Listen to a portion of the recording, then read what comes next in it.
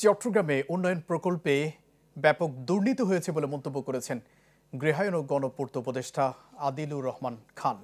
বিকেলে চট্টগ্রাম উন্নয়ন কর্তৃপক্ষে মত বিনিময় সভায় এমন মন্তব্য করেন তিনি। বলেন, মেগা প্রকল্পগুলো জনবান্ধব হয়নি, শুধু নিজেদের স্বার্থ হাসিলের জন্য প্রকল্পগুলো নেওয়া হয়েছে। গেল 15 বছরে সব মেগা প্রকল্পে দুর্নীতির তদন্ত করার কথা জানান তিনি। ভূমি উপদেষ্টা AF Hasan Arif, city mayor doctor Sadat Hossain এবং গণপূর্ত সচিব হাবিদুর রহমান সভায় বক্তব্য রাখেন। সেটা আমাদের দেখতে হবে। ব্যাপক দুর্নীতি আছে, দুর্নীতি আমরা অবশ্যই তদন্ত করব, দমন করব।